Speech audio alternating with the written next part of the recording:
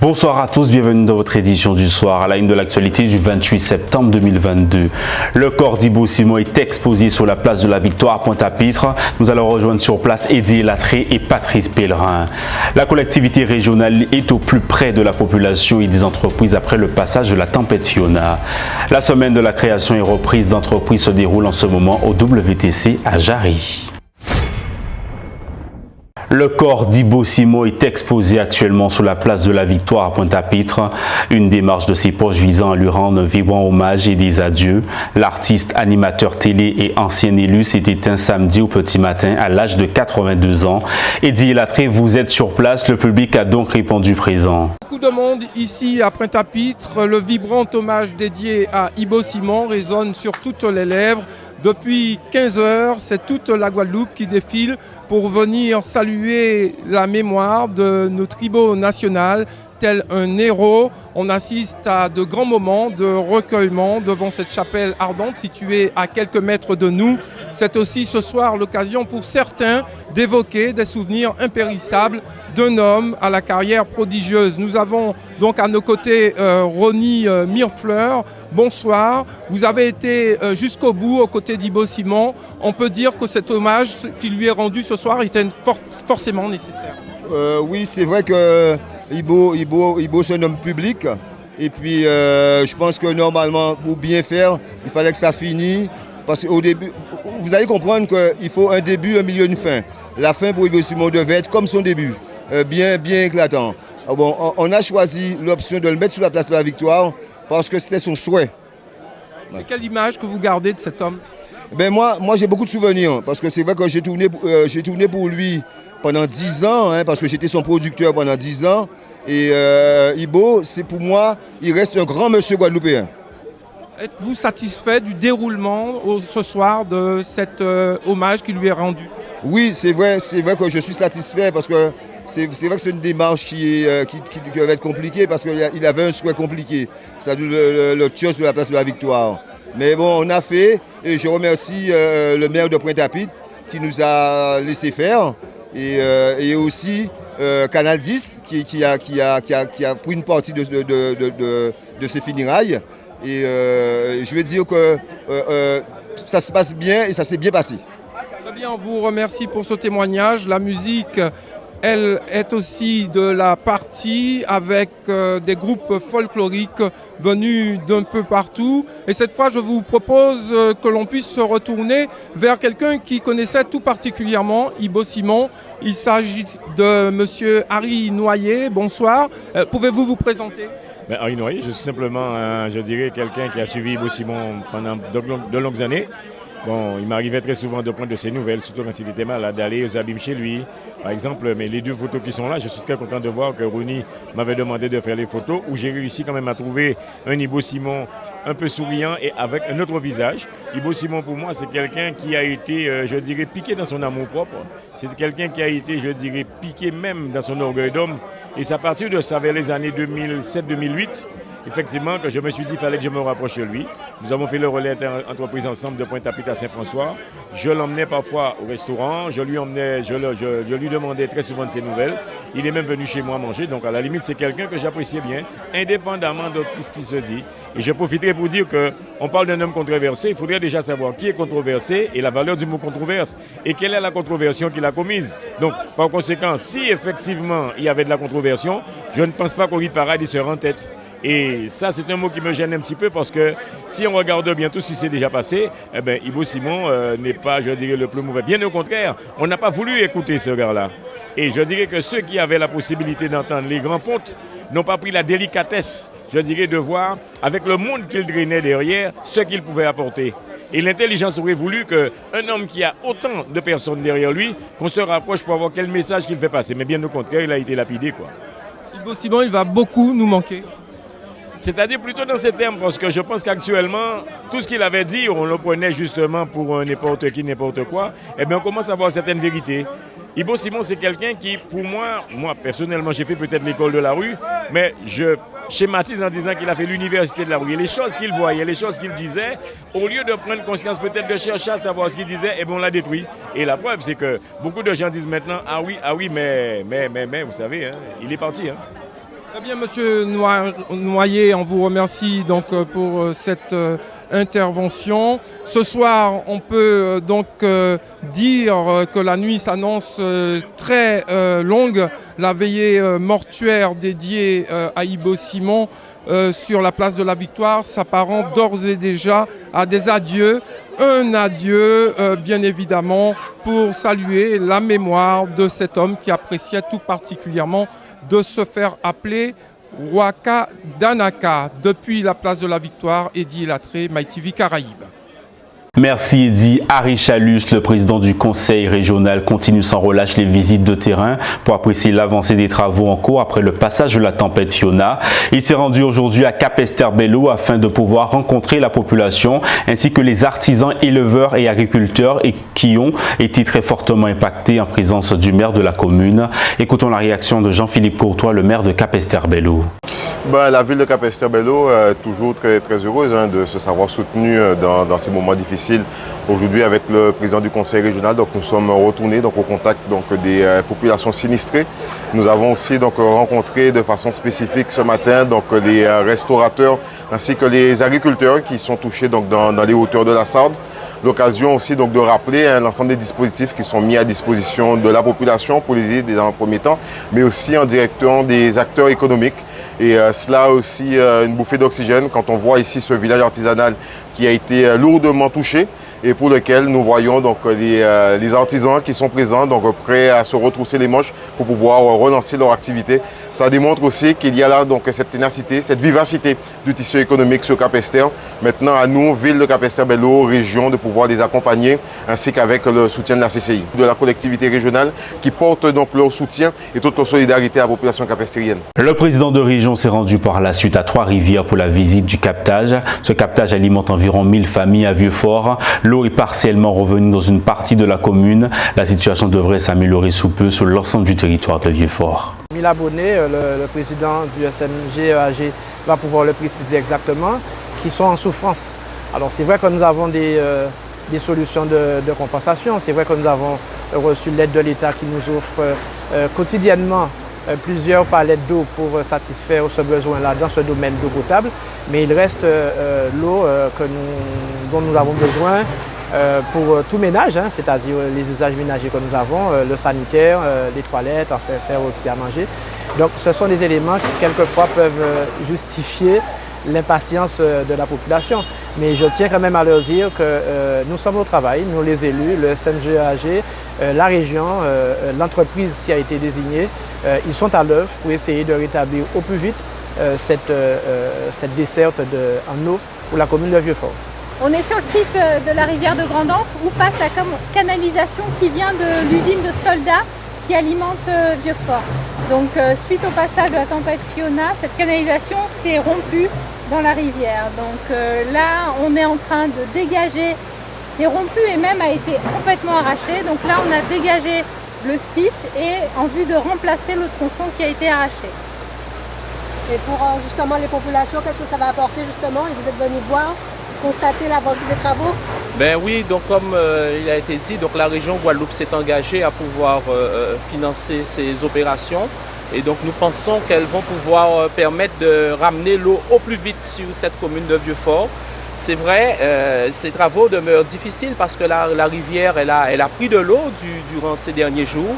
Et suite à cette situation, il est important de laisser descendre un peu le niveau pour que les équipes interviennent directement. Donc nous sommes satisfaits parce que les cas ont été repérés, elles ont été trouvées. Maintenant il y a cas et nous demandons à cette population de Vieux-Fort de... Merci déjà de sa patience et la patience donc sera récompensée. Vous vous imaginez bien, entre la décision spontanée du président de région de financer les travaux sans même avoir vu l'étendue des désastres, et puis aujourd'hui réaliser que les choses se mettent en place, les travaux qui sont difficiles, il faut le dire, arrivent maintenant à un stade où on peut se satisfaire de cette étape déjà. Il en manque d'autres bien sûr, mais je dirais que je me remercie bien sûr la région, je remercierai aussi la société GTLEC qui s'est pleinement investie. On en a vu encore un extrait, enfin une période où les ouvriers s'investissent totalement dans la tâche qui leur est demandée. Mais je souhaiterais dire quand même que c'est C'est vraiment une situation qui nous défavorise. Une commune sans eau, c'est vraiment difficile. Mais de l'autre côté, sur l'autre plateau de la balance, il y a une détermination forte et de la région donc, et de la société GTLEC pour pouvoir rétablir l'eau à Vieux-Fort. La semaine de la création et reprise d'entreprise se déroule en ce moment au WTC à Jarry. Elle réunit les acteurs du secteur afin d'informer et d'orienter les publics demandeurs d'emploi autour des formalités à remplir pour devenir un futur chef d'entreprise. Une initiative lancée à travers des stands mais aussi des tables rondes. Le reportage dédié Latré de Patrice Pellerin. L'espace d'une semaine, les demandeurs d'emploi sauront véritablement comment mieux se prendre en charge à travers des échanges. Un objectif, comprendre les mécanismes de la création d'entreprises. Alors, ce salon part du constat qu'en fait, en Guadeloupe, il y a énormément de création d'entreprises. C'est l'un des territoires où la création d'entreprises est florissante. Cependant, il reste quand même certaines problématiques où les porteurs de projets ne sont pas correctement accompagnés, ils ne savent pas où aller chercher l'information, où se rendre, ni quoi faire. Donc du coup, ce salon est l'occasion pour nous de pouvoir leur apporter ces informations en réunissant le maximum de partenaires possibles à un seul endroit, mais aussi de présenter ce que font les porteurs de projets de Pôle emploi du dispositif Mon entreprise ma réussite. Alors on est au milieu quasiment de cette semaine. Est-ce que vous êtes satisfaite sur les objectifs que vous visez ? Alors oui, jusqu'à là, on est satisfait. En effet, nous avons beaucoup de partenaires qui ont répondu présent et qui sont venus avec nous, mais aussi beaucoup de personnes qui sont venues voir ce que l'on proposait, tout ce que nos partenaires ont à offrir, mais aussi tout ce que nos porteurs de projets ont à offrir. Et le meilleur reste à venir pour cette semaine de la création d'entreprise. Tout cela devrait déboucher sur quoi concrètement ? Alors tout ça devrait déboucher en fait sur, pour les porteurs de projets, en fait, d'avoir un accompagnement, d'avoir des interlocuteurs présents et qui puissent être orientés dans leur projet de création. Une semaine, c'est suffisant ? Alors, c'est une initiative qui est lancée sur une semaine. Donc là, on est sur la semaine de la création, mais il faut savoir que Pôle emploi a toujours des choses en place pour les porteurs de projets, que ce soit sur Active Créa, que ce soit directement en entreprise où il y a des référents en création d'entreprise, ou nous-mêmes, le dispositif Mon entreprise ma réussite. En matière de démarche de création d'entreprise, on peut parler d'un parcours du combattant ? En effet, le parcours de création d'entreprise n'est pas toujours facile, mais justement, notre but à nous et à nos partenaires, c'est de pouvoir le faciliter, le rendre plus clair. Cette démarche serait aussi à voir comme une véritable fenêtre qui s'ouvre pour tester une idée à la création d'entreprise dans un cadre des plus sécurisés. Donc la coopérative Initiative Jeune, ça va être une structure qui va permettre d'accompagner les porteurs de projets à la création d'entreprise. Donc l'accompagnement, concrètement, va se matérialiser en donnant la possibilité aux jeunes de pouvoir tester son idée dans un cadre légal et sécurisé. Donc ce cadre légal et sécurisé va se traduire par le fait de pouvoir lui donner un numéro SIRET et aussi peut-être une assurance responsabilité civile et professionnelle. En amont, on va essayer de l'accompagner sur son idée de création. C'est-à-dire qu'on va essayer de lui proposer des thématiques sur la création d'entreprise, sur le fait de pouvoir maîtriser l'aspect comptabilité, l'aspect commercial, l'aspect administratif. Une fois que cette étape est faite, s'il a toujours envie de vouloir tester son idée, il a ce cadre légal qui est le test pour pouvoir faire de sa promotion, créer des flyers, faire de la communication légalement pour se constituer un réseau client-fournisseur et voir s'il y a une réelle possibilité de développer son activité. De quelle idée part une telle initiative, une telle démarche ? On a vu que les porteurs de projets, très souvent, ne savent pas par où commencer, ou même est-ce qu'il y a des dispositifs qui peuvent les accompagner de A à Z. D'accord ? Et où aussi on a pu voir aussi qu'il y a cette interrogation, c'est qu'ils ont le coup près de l'immatriculation. Donc nous, on est une alternative. On ne dit pas que l'immatriculation n'est pas faite pour des personnes qui hésitent, mais si justement il y a cette hésitation de savoir est-ce que je suis vraiment fait pour être un chef d'entreprise, si vous venez vers notre structure coopérative Initiative Jeune, vous aurez un temps pour adapter votre projet, pour la fidéliser, pour l'améliorer et pour voir si vraiment il y a un développement sûr et certain. Donc toujours comme je dis, dans un cadre légal et en toute sécurité. Une démarche qui a une véritable valeur de test ? Oui, c'est une véritable valeur de test. Prenez par exemple, demain, il y a une foire, une activité. Il a le cadre légal pour exposer ses produits ou sa prestation. Les visiteurs jusqu'ici semblent avoir trouvé pour la plupart des réponses à leurs attentes. Ce qui m'a ramené ici, déjà, je venais pour mon frère, pour le job d'Atine qui se trouve à l'étage. Et en même temps, en entrant, on m'a proposé aussi, on peut ouvrir notre entreprise aussi. Qu'avez-vous pu découvrir jusque-là? En fait, on m'a juste inscrite et on m'a juste dit d'attendre, qu'on va me rappeler. Voilà. Mais j'attends d'avoir un retour positif déjà, qu'on m'aide à m'accompagner. Pour moi, les locks, surtout apprendre le piquage, faire les couleurs sur les locks, faire des modèles, des schémas, on va dire, plein de choses. Pour moi, c'est créatif. Voilà, c'est un art. Cette semaine devrait se prolonger jusqu'à vendredi prochain. Si vous êtes concerné et n'avez pas encore franchi le pas, n'hésitez surtout pas à briser la glace. La journée mondiale pour le droit à l'avortement a été célébrée aujourd'hui. Elle aura permis aux femmes de rappeler à leurs droits et de la liberté de disposer de leur corps. Aux Antilles, l'interruption volontaire de grossesse est en augmentation par rapport aux chiffres de l'Hexagone. Le point avec ce reportage. L'avortement, s'il est loin de battre des records sous nos latitudes, attire l'attention du plus grand nombre. Sur 1000 femmes de 15 à 49 ans, on compte 43,3 IVG en Guadeloupe. Ce chiffre passe à 43,1 en Guyane, alors qu'en Martinique, on enregistre pour cette même tranche d'âge 29,3 IVG. Une situation qui n'est pas des plus préoccupantes. Le droit à l'avortement peut être une réponse à certains cas de figure. Alors concernant l'avortement, je trouve que c'est vraiment un droit qu'on ne peut pas enlever aux femmes parce qu'aujourd'hui nous avons le choix de concevoir ou non et franchement je trouve que c'est vraiment une idée superbe de défendre ce droit et puis on peut qu'être content, voilà. On peut qu'être content de pouvoir montrer au monde entier que c'est pas tabou justement l'avortement et que en tant que femme d'avoir le droit de choisir ou non d'avoir des enfants, etc.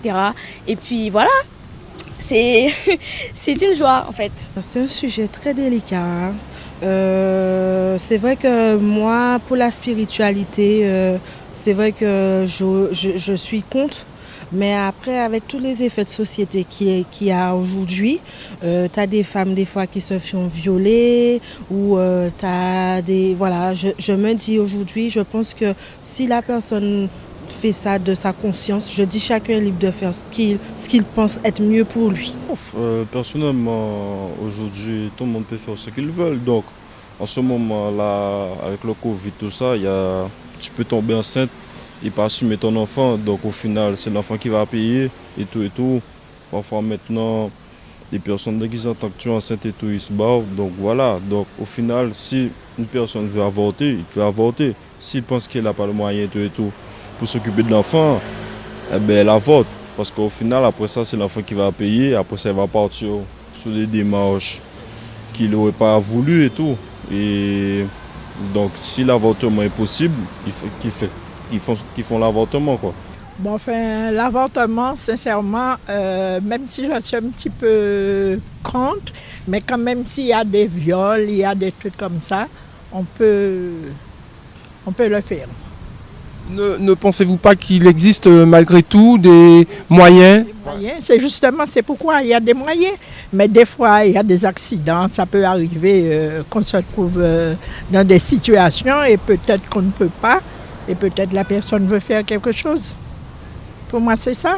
Les nombreuses campagnes de sensibilisation autour de la contraception n'ont pas permis un changement radical dans les comportements, mais une mise en garde sur un avenir qui peut parfois s'assombrir sans crier gare. Maintenant place au Flash Info Caraïbes.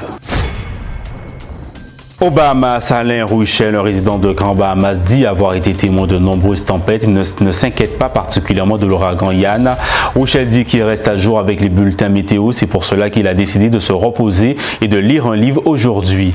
Les résidents de Bimini et de Grand Bahamas pourraient connaître des vents violents car l'ouragan Yann se déplace maintenant à 17 km/h. Avec des vents allant jusqu'à 220 km/h, il devrait toucher terre entre Punta Gorda et Fort May à Tampa en Floride. En Haïti, l'ancien député Géry Tardieu fixe sa position sur la crise qui perdure dans le pays. Il recommande un sommet politique pour sortir de cette crise. Rien ne pourra sortir sans la grande discussion autour d'une table, a-t-il dit à Magic 9 ce mercredi 28 septembre 2022. À Sainte-Lucie, elle est bénévole dans un refuge pour animaux et cofondateur du projet Bruno. Doris Jolicoeur a demandé aux Sainte-Luciens d'assumer une plus grande responsabilité pour leurs animaux après que plus d'une douzaine de bébés tortues ont été retrouvés morts sous la plage de la Vigie. Voilà, c'était le Flash Info Caraïbes. La Guadeloupe et la Martinique ont été placées en vigilance jaune pour fortes pluies et orages jusqu'à vendredi soir. Voilà pour l'actualité du jour. Je vous rappelle l'une des informations principales. Le corps d'Ibo Simon est exposé actuellement sur la place de la Victoire à Pointe-à-Pitre. C'est la fin de votre édition. Merci de nous avoir suivis sur MyTV Caraïbes.